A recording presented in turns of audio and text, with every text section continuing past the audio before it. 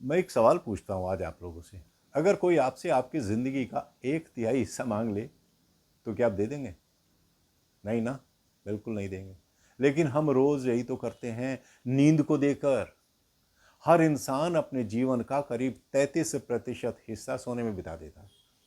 मतलब अगर आपकी उम्र 75 साल है, तो करीब 25 साल आप सिर्फ सोए होंगे, यही ना?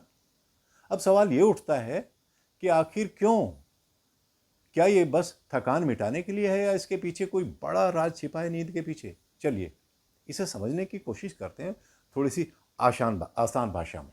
है धारणा ये है, नींद इज इक्वल टू आराम। लोग कहते हैं दिन भर की थकान के बाद शरीर को आराम चाहिए, इसलिए हम सोते हैं। सही बात है, लेकिन क्या नींद में सच में शरीर आराम करता है? सोचिए, जब आप सोते हैं तब भी आपका दिल धड़कता है, फेफड़े सांस लेते हैं, पेट खाना पचाता है, नाखून बाल सब बढ़ते हैं, स्किन से पसीना भी आता है। तो फिर ये शरीर आराम कर रहा है या काम कर रहा है ना? अजीब बात। असल में नींद में शरीर एक अलग लेवल पर काम करता है।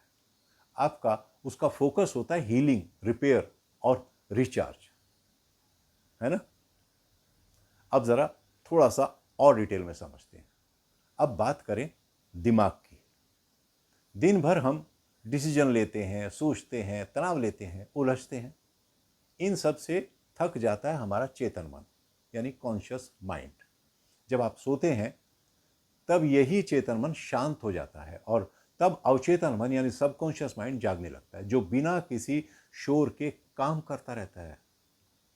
डॉक्टर जॉन बिजेलो की रिसर्च बताती है कि नींद के दौरान हमारी आत्मा की दिव्य शक्तियों से मुलाकात होती है।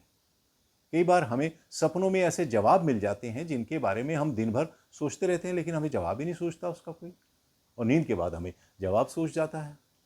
नींद और आत्मा का ये रिश्ता क्या है, जरा ये समझते हैं।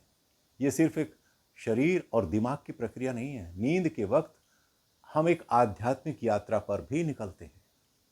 कुछ संत तो यहां तक कहते हैं कि नींद वो दरवाजा है जहां इंसान ईश्वर के करीब जाता है, जहां वो अपने अंदर की शक्ति से जुड़ता है ना? अजीब बात लग रही होगी आज आपको। कई महान कलाकारों और वैज्ञानिकों को अपने जीवन के सबसे बड़े आइडियाज सपनों में ही आए। है ना कमाल की बात? जैसे अलेक्जेंडर ग्राहम बेल को टेलीफोन का विचार नींद में ही मिला। द्रविडियन भाषाओं की व्याकरण पर काम करने वाले प्रसिद्ध विद्वान पटनायक को ब्रेक थ्रू सपने में ही मिला। अब देखिए, तो क्या नींद सिर्फ सुस्ती है या कोई इसके पीछे कोई रहस्य छिपा?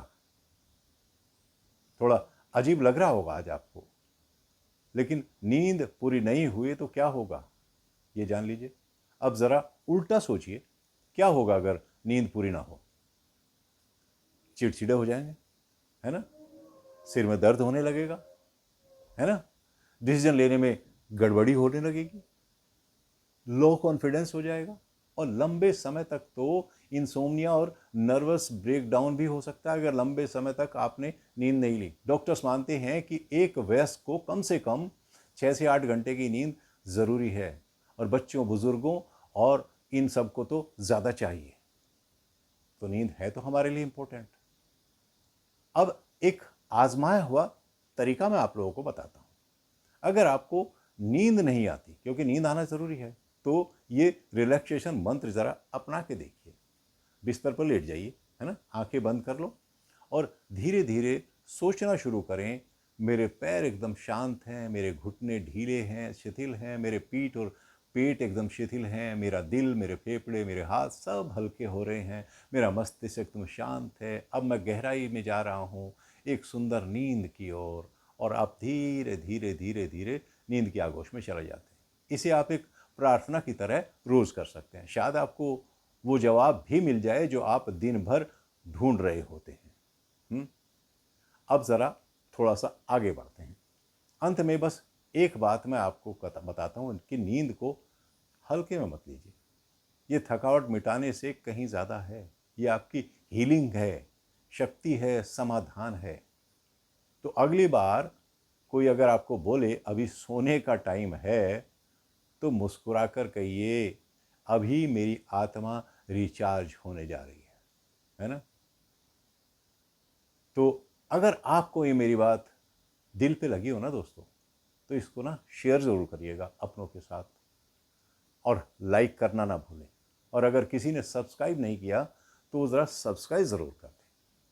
तो अब मैं चलता हूँ, फिर मिलूँगा कुछ ऐसी आपके मतलब की चीज़ें लेकर। तब तक के लिए नमस्कार।